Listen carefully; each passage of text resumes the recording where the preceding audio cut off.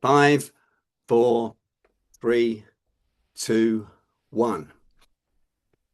Hello, everybody. I'm Derek Arden, and welcome to Monday Night Live, live in a podcast with guests and speakers from all over the world. Tonight, I've got Esther Stanhope with me. Esther's an old friend of Monday Night Live, has spent several evenings with us. And let me tell you about Esther. She's a former BBC producer.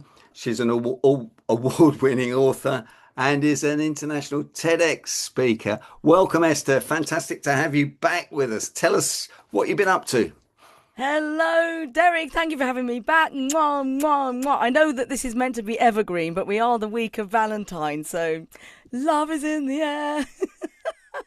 So, Derek, yes, what have I been up to? My second book is out, Visibly Brilliant. See that? Shameless plug there. I know you don't like Yeah. me plugging my book. But this book it's the book two to my first book, which was Goodbye Glossophobia, Banish Your Fear of Public Speaking. And the reason I wrote Visibly Brilliant, Derek, is because it's about all the people that work really, really hard. They're technically brilliant at their job. Maybe they're a lawyer, maybe they're a data analyst, or maybe they're a software architect. But they're working really hard, long hours, but they don't always get recognised and rewarded for what they do. And what I find with when I'm speaking with my clients and I've got a room full of very technically gifted people, and I ask them, so, why aren't you more visible? And they say, oh, I don't really want to have to sell myself. It's kind of, ew, can't I just do my job? Why aren't I rewarded for doing my job?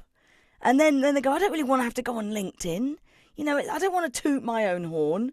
But what happens is a lot of the time, and what I've witnessed in the city and all over the world, are highly intelligent, very talented people not being recognised, not getting promoted, missing out on opportunities.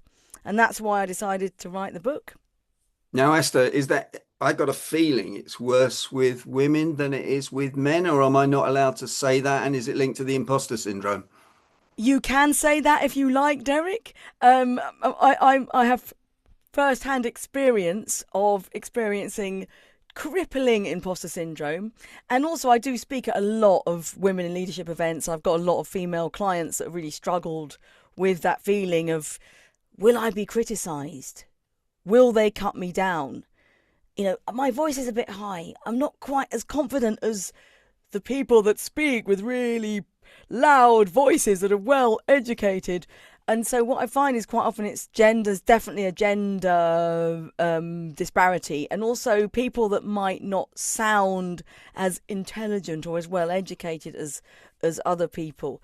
It's quite often people that just feel like they might make a fool of themselves if they speak up and put themselves out there. But definitely it's, women are likely to respond to the book and think, yeah, that's me. I talk about people hiding in the shadows wearing navy or black. You're wearing light blue, so I'll let you off, Derek. But quite Mm. often you can sort of spot, I call them the invisible superheroes, the invisibles. They're kind of in the background, toiling away, grinding away, working longer than everyone else. And quite often I hear stories like before the meeting, they'll sort of whisper to their colleague, now, what about this idea? What about this vision for the company? And then they go in the meeting and then their colleague shares their idea. They don't get credited for stuff. So it's about coming out and maybe wearing a bit of a brighter colour, not just wearing black. I used to be that. I used to be an invisible. In fact, at the BBC, when I was a senior producer, I was brilliant being in the background. Yeah, take off yours. Is that better? Is that better? Da, da, da, da, da, da, da. That's Derek taking off his black sweater or navy sweater. I used to be in the background. Literally, I used to wear black all the time because I thought, it makes me look slim. It's no one's really going to notice me. But surely, my job, I'm doing so well at my job, I will get noticed and recognised for doing a really good job. The problem is, in this day and age, it's not quite enough, is it? Particularly if you want to go for you want to step into a leadership role, you've got to have that visibility. You've got to be sort of famous for what you do in your field. People need to know your name. If you're not being talked about, or then you're not being recognized, or people aren't saying, oh, she's really good, you know, or you're not being seen at conferences or the spokesperson at the front. People aren't going to know who you are. So I'm encouraging people to wear a splash of colour, come out from the shadows, and start slowly putting yourself out there and posting on LinkedIn, even if it's a bit embarrassing. But I used to feel really embarrassed to be in the spotlight, and I I was can't not believe, I comfortable find that talking. hard to believe, Esther. Really, why is that, Derek? Because What? you're an extrovert and you really go for it. And I don't know anybody else like you actually who's quite so extrovert. But let me tell you the statistics about women negotiating their salary. The worldwide statistics say that women doing exactly the same job earn 17% less than men. And I've worked with one or two ladies to help them, and it's all about asking. It's all about pushing yourself. It's all about flinching when they put the pay rise on the table, which, as you've just alluded to, women don't like doing. So Absolutely. I put a TikTok post up on Saturday that has got a lot of views on LinkedIn, and that's just all about flinching. Just going, gee Or, whiz. or not actually flinching, like, ooh. No, it's sort of, Do you sharp know what? intake of breath. It Anyway, doesn't surprise me at all. I mean, when I'm helping clients, particularly when they're going through the promotion process, and I help a lot of lawyers and people, say in Deloitte, that are really technical people, and they might be in the risk advisory or data analytics or something like that. And it's really interesting because when I'm helping coach the women compared to the women always say it's not about the money. It's not really about the money. And I say, well, okay, it's not about the money, but it is about the value, and you have to value yourself. And I used to be really super embarrassed to mention money, so it doesn't surprise me at all, Derek. I've actually had a lot of help in my career. I actually had a business coach, but I remember a lot early on in my career. I do remember being told by I was working for this TV channel called Rapture Television before I worked at the BBC, and the guy that was about to leave, he was my boss, and he said, "Look, go for my job. You've got to go for my job." I went, "Oh no, I don't know, I don't know." And I was like, all embarrassed and humble, and I just didn't feel confident. And he said, "You need to ask for a pay rise." And I was like, "Oh, I don't know, I don't know." He said, "You need hmm, to ask for double your wages. You need to ask for double the money." And I remember going, double the I can't ask for double the money, and but I did. I went along and said, look, I was talking to the guy that's leaving, and he said I should ask for this. And you know what? I didn't get double, but I got a 50% pay rise because I asked for it, and I never would have asked for that because I was too embarrassed. What is that? Why are we so embarrassed to ask for money? But I used to be really embarrassed. Now I've realised that my embarrassment and my confidence and my imposter syndrome isn't my priority. I've now in my experience, I've realised it is about value. So Derek, what is your biggest tip when it comes to negotiating your salary? well, it's not to accept the status quo. When you go for a job, HR have always got something extra in their pocket to offer you, so don't never accept the first offer. Um, Say something like I'm a bit disappointed. I was expecting a bit more than that. What can you do to help me in a gentle, soft voice tonality? Because you don't want to get aggressive in these situations. You want the person to be on your side. And it's the same old story, Esther. Like you said, if you don't ask, you don't get. And if you don't ask, you don't give the other person the opportunity to say yes to you. And that's quite rude, not giving them the opportunity to say yes. While we've got you on, let's talk about one or two of the superstars that you've interviewed when you were on TV or when you were on the radio. I know you had some very interesting meetings. Tell us about a couple of them. Okay, well, first of all, I wrote a blog the other week, and it was about my observations when it comes to people presenting. I was writing about the Planarina versus the Wing It Wonder, and people I got loads of messages. And when I was at the BBC, we used to have Boris Johnson. He was the mayor of London. He'd come in regularly, and I've talked about this a lot.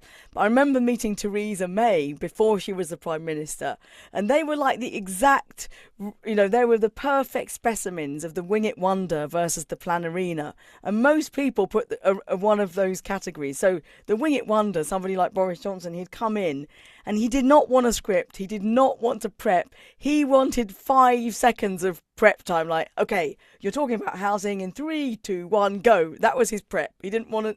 He didn't want to read the Telegraph. Didn't want a press release. Didn't want anything.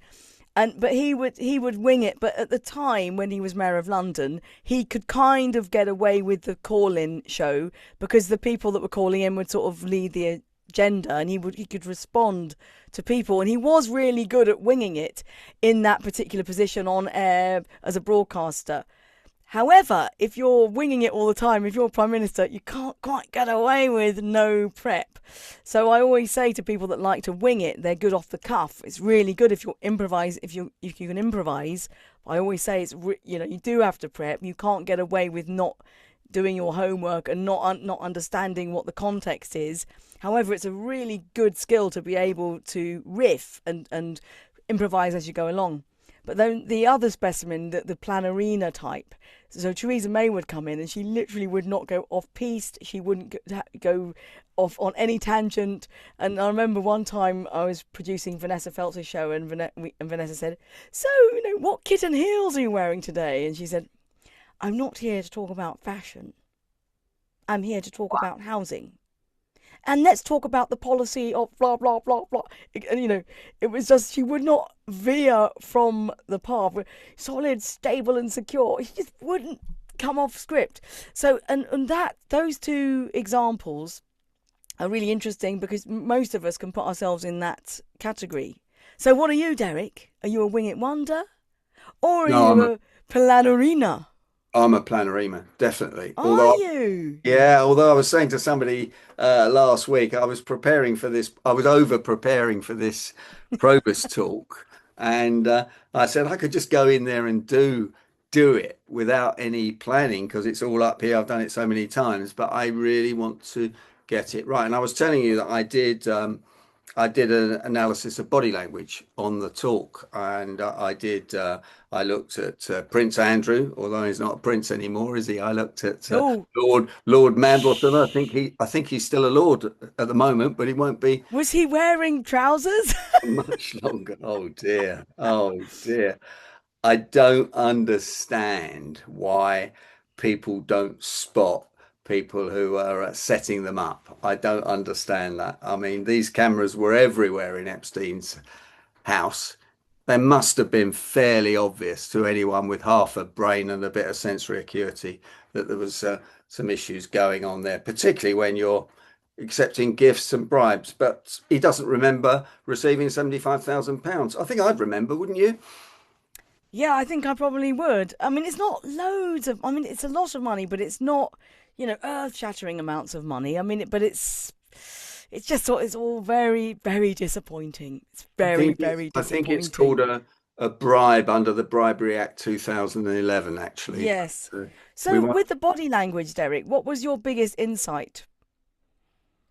Well, when I've been studying it, people don't notice Esther, people rubbing their nose, Pinocchio's nose grew every time he told a lie.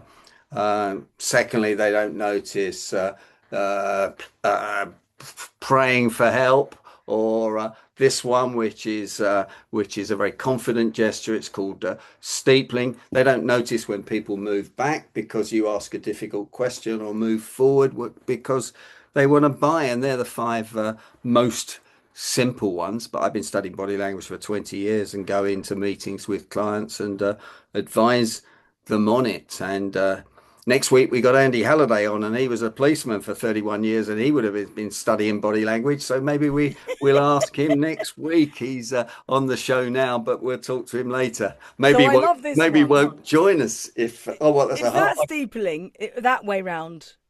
Well, yeah, it could be under the Well, desk. because you know Angela Merkel famously does what they call the triangle of power. And Oh, so when okay. I talk about body language and what to do with your hands, which I can share with you about, what do you do with your hands when you're on television? When I talk about body language and I talk about, who does that, and people say Angela Merkel does that. Some of my clients that are from other European countries have told me that means something about the a female Oh, we a won't go there, female. please. There's children. And There's so they children. can't use that in Italy or Spain. So body language might mean something different in a different Yeah, country. it And like does. Italians have loads of different. Is anyone Italian here on the call? Because No. Italians have body language for all sorts of sign language. You know that they have like they hit the table, knock this, and they're like. And if you do that with your ear or you do this with the chin, it means something in Italian. Okay, Um, so what I want to ask you now is I've been reading some of the recent research on body language from the neuroscientists and everything else. It says very important on TV or on YouTube or on Zoom that people can see the palms of your hands. But how the do I do that? palms. Palms? Yeah, no That sounds a gun. bit like jazz hands to me. No, I'm that's not sure about that. Here, let's all put our hands in the air. Woo! Like you just don't care. I mean, that's palms. See what I've as a producer, normally you say to people, if in doubt, if you don't know what to do with your hands and you're on television, you might see this part of your body. If in doubt, grab your third finger. oh, okay.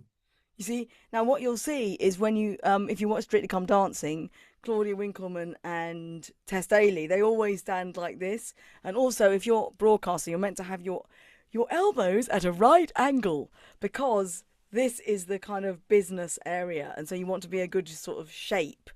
Oh. Um, fascinating. And I wonder, what about if you move around too much? If you're moving, does that lower your status? I don't think so. No, I mean different speakers do different things, and no, I don't think so. As long as you're grounded and you stop and you make a point at the right point, that's fine. TV would be different to speaking, doing a keynote or speaking on the stage, but if you've got plenty of space, then move around and face the audience. For There's me, the no. main rule of thumb when it comes to body language is about the power pose. And of course, there's that very famous TEDx talk from Amy Cuddy about You the mean this power one? pose. Yeah, Yeah. I mean, obviously, don't do the power pose in your presentation and your meeting. On people might think you're a bit weird, but for me, the main thing is taking up your space, and that is definitely a gender. That's a gender thing as well. Like quite often, women don't feel like taking up all their space, and quite often, you holding the hands in front of them. That's kind of like protecting yourself. As soon as you make yourself small, or you have what I would call tilty head syndrome, you make yourself small, it kind of like lowers your status. So you really want to have a powerful shoulders back, which can feel quite exposing. I in the past when I was afraid of being in the spotlight, public speaking. I felt really afraid to stand with my shoulders back, looking up and looking around. I know you don't believe me, but I think you do have to learn the skill to find your circle, your space, to own that space. What about lowering your voice? Now, Margaret Thatcher was coached, wasn't she, to lower her voice to make her sound more authoritative. Do you coach Yes. people to do that? Yeah, I've heard a lot of I've read a lot and heard a lot of stories about how she went to voice coaching She did. lessons. It Yeah. sounds a bit like Pygmalion or something, or the King's Speech. So she learnt how to speak with a lower voice. I know that the one time when she was in when she was in Parliament, and she was going, "No, I don't agree," and somebody says, "Oh, the woman does shriek too much" or something, and Mhm. she got really obsessed with the fact that her voice was high and it was too shrieky. And quite often, women still say to me, even today in the year 2026, do people prefer low voices? If you've got a high voice in a meeting, do people not take you so seriously? So Maggie Thatcher actually went to voice coaching lessons, learnt how to get her voice down in her throat like this. So Mm. then she became the Iron Lady. And you can train your voice, but from my point of view, I think what a shame if you have to change your voice. I don't think anyone should change their voice. I don't think people should change their accent. I think it's really nice to hear different tones, different backgrounds, different melodies in people's voices. But it's I suppose it's good to have a more powerful voice, but that doesn't mean that it's going to change your personality. I think Maggie Thatcher sort of became a caricature of herself, didn't she? But I mean, I don't know. It becomes I don't think it sounds very authentic then after a while.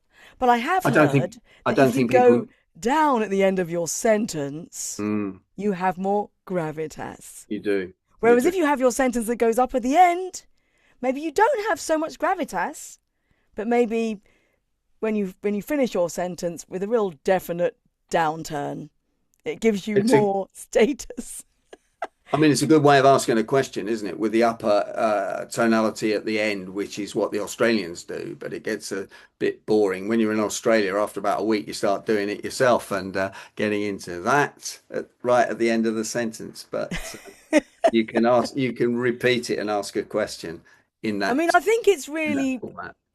in my experience, when I'm helping people with their speaking and their presentations, not so much negotiation, but when it comes to pitching and presenting, there's so many parts to it. I think it's really nice if you can learn and experience really feeling that you are authentic, you're being yourself, and that you've really sort of stepped into the role. You believe in what you're talking about, and you care about what you're doing, and you care about the audience, and you're giving the audience what they want, and you're not really being self-conscious when it comes to, oh, is my voice low? Am I putting my sentences up or down?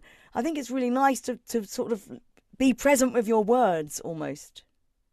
No, absolutely. But there are a lot of people that manipulate with their words and with their with their setups. I'm thinking of somebody over the other side of the pond and in America in the White House at the moment. It's sort of all set up. And I wish our Prime Minister, the Prime Minister at the moment, I wish he was a bit more dynamic and a bit more colourful. I think you should give him a bit of coaching on the colours of his ties he should wear. But Yeah, I mean, yeah, he does need a little bit of a he needs a bit of a rehaul, a bit of a shake up, doesn't he? He could do with absolutely. pulling himself apart and putting himself back together again because he's also his voice. He really could do with a bit of voice coaching. I sometimes feel like shaking old Keir Starmer and saying, "Look, get like relax," because his voice literally gets stuck in his stuck. His voice is stuck here somehow.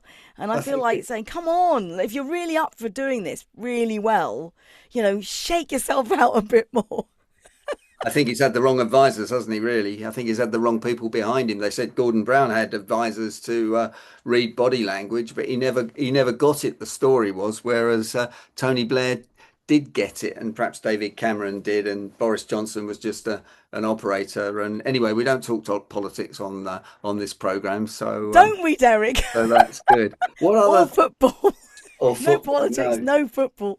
There is a question in the box which I am going to take though, and it says, "Is it that Arsenal, Liverpool, and Manchester United wear red because it's a very dominating, winning colour?" And I think it is because I think it's a colour that sticks out and it gets the adrenaline going. And did you know that people that drive red cars are more likely to get stopped by the police for speeding? So I'm told. So you So. think that the footballers, they're wearing red because they're more showy? They're like Well, peacocks. those teams have worn red for the last 100 years, but I those mean, I love red. I mean, if I were going to choose a football team just on their kit, on their strip, I would definitely choose a red one. So there yes, you go. well, if you'll choose Arsenal, won't you? If you're Yeah. coming with me to Arsenal, and you have requested that, so you never know, I might invite you. Anyway, Esther, we're nearly coming to the end of the interview. It's been absolutely fantastic having you on again.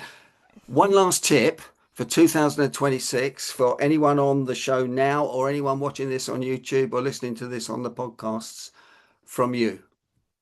Yes, in my book, I'm talking about get yourself out there, be more visible. And it's not just about, look at me winning this award, look at me. In the book, it's all about sharing yourself, not showing off. So showing off feels selfish or narcissistic. Look how brilliant I am. What I'm encouraging you to do is share your stories, share your insights, share your tips, share your hacks, share a little bit of you, and then we all gain from that. And so it's the difference between sharing and showing off, and I think that is what people embrace. They embrace that. People think, yeah, maybe I will post something if I feel like I'm doing some good, I'm sharing something really useful. Yeah, you're talking about LinkedIn, really, aren't you? There, I think, rather than Instagram or Facebook or TikTok, Well, but yeah, anything or any platform really. yeah. What worries me is there's too much away motivation and selling on all these platforms, trying to scare people rather than positive towards motivation, which where people can. But that's one of those things. That's one of my bugbears. Esther, will you come back and join us again? And will you stay on for a little while and answer a few more questions? Of course I will, and I will be playing a little tune on my ukulele. Oh no. Do you want to do that on the recording or are you going Well, to? on the record, okay, so I did a tiny, bear with me, it's 20 seconds or less. I made up a little theme tune to go with the book, Visibly Brilliant, and it's Go for it. inspired by Alison Moyet from the 1980s. Invisible, I feel like I'm invisible. You treat me like I'm not even there, like you don't even care. And that promotion, it ain't going nowhere. Invisible. Brilliant. Esther Ranson, Esther Ranson. Esther I called you Ranson. Esther Ranson. How about Yeah. that? Esther Stanhope, thanks for joining us on Monday Night Live. It's a real pleasure. And your book is out when? My book is out now, and the audiobook is coming out in 2026, very soon. Fantastic. Thanks for joining us, and we'll catch up soon.